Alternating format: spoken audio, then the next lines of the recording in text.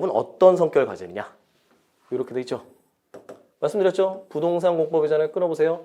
부동산이라는 단어가 들어있어요. 그럼 쉽게 얘기하면 나는 동산 아님이죠.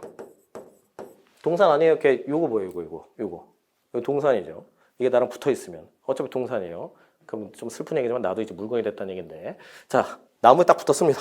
이러면 부동산이죠. 그러니까 부동산은 동산이 아니에요. 그래서 부동산 자체에 대한 거고 이거에 대해서 무슨 법을 만든 것이냐, 이런 법을 만든 겁니다. 부동산에 대해서 공적으로 규제하겠다가 바로 부동산 공법이 돼요. 어떻게 보면 굉장히 슬픈 얘기입니다. 그래서 여기 보시면 성격이 이렇게 나오죠. 이걸 아셔야 공법이 쉬워져요.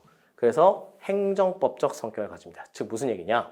부동산에 대한 국가 행정 목적 달성을 목적으로 하는 행정청의 행정작용입니다. 그럼 무슨 얘기냐? 우리가 사법이다 라고 생각하면 A, B 둘이서 이렇게 하는 거죠. 1억 줄게 땅 판다.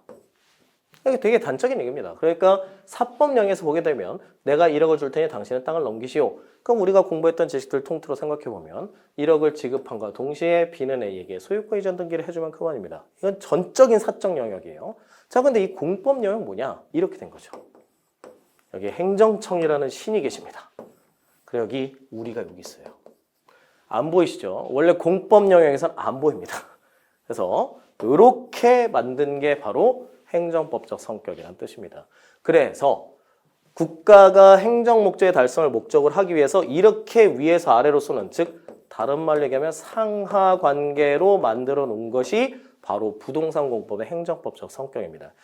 그래서 아까도 말씀드렸지만 상당히 슬픈 얘기예요. 사실 잘 보시면 알겠지만 개별 대 개별로 지낼 수도 있음에도 불구하고 국가가 전체적인 국가 토지 계획 면에서는 문제가 있다. 또는 건물을 지을 때도 그렇게 막 지으면 문제가 생길 수 있다. 환경도 문제가 생긴다. 주택도 그렇게 막 짓지 마라. 그리고 도시개발할 때도 그냥 맘먹은 대로 막 하지 말아라. 조합을 결성해라. 도시개발조합이 어쩌고 저쩌고 그 다음에 재건축 조합이 어쩌고 저쩌고 이런 얘기들을 자꾸 만들어내는 것이 바로 지금 보시는 것처럼 상당히 슬픈 얘기지만 요거를 만들어 놓은 겁니다.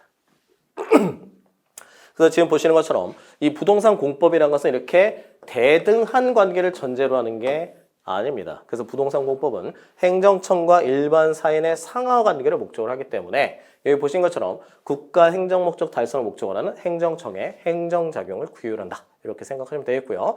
그 다음 두 번째, 그러면 이 부동산 공법 무조건 모든 영역을 다 하느냐? 아닙니다. 여기 보신 것처럼 요게 핵심이죠.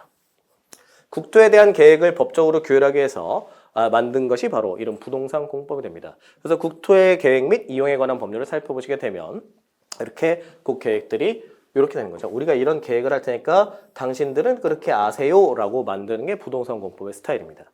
근데 여기 보시는 것처럼 계획도 두 가지가 있어요. 자, 요 단어는 좀 숙지를 하셔야 됩니다. 구속적 계획과 비구속적 계획이 있어요. 비구속적 계획은 뭐냐? 우리 국민에게 영향을 미치지 않는 영역을 얘기합니다. 그래서 여기 보시는 것처럼 행정기관에만 영향을 끼치고요. 그리고 이 사람들이 요 그림을 잘 보시면 여러분이 뭔가 하는 생각이 들 수 있어요. 야, 니네가 나한테 이따구로 나오면 한번 붙자. 파이트. 이렇게 할 수 있죠. 야, 니네 나한테 왜 그래? 아, 슬퍼. 왜 나한테 그래? 막 싸울 수 있어요. 요게 바로 행정쟁송이에요. 행정쟁송은 다른 말로 얘기하면 소송을 제기하겠다는 얘기입니다. 너 공법이라서 내가 참아줬죠. 잘 생각해보세요. 공법이면 상하관계예요. 난 참을 만큼 참았어요. 근데 나한테 이거 해라 저거 해라 자꾸 날아와요. 그럼 나는 그거 가지고 싸울 수 있겠죠. 그러면 행정청을 대상으로 하는 소송이니까 행정쟁송이라고 만들 수가 있을 겁니다. 이거 싸우다 쟁자예요. 이거 소송하다 송자고. 행정적으로 한판 붙자라고 할 수 있어요.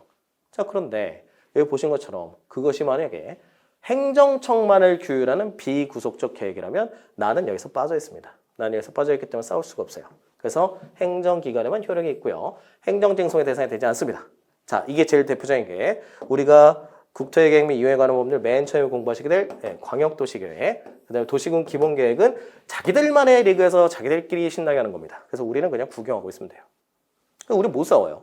하지만 여기 보시는 것처럼 도시군 관리계획, 관리처분계획 이쪽으로 가게 되면 이 계획들이 나한테 영향을 미치게 됩니다. 그걸 우리가 뭐라고 하느냐? 구속적 계획이라고 그러고 그때는 여기 빨간색 파이트가 돼요.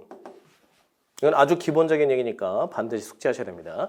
그러니까 자기들만의 계획이라면 우리가 끼어들 이유가 없지만 이 계획을 세운 것이 우리한테 영향을 미치는 계획이 되는 순간부터는 여기 있는 것처럼 행정쟁송의 대상이 될 뿐더러 이것에 대한 처분이 인정이 되기 때문에 나는 그거 가지고 쟁송을 제기해서 싸울 수 있죠. 뭐 취소 소송 같은 것도 제기할 수 있고.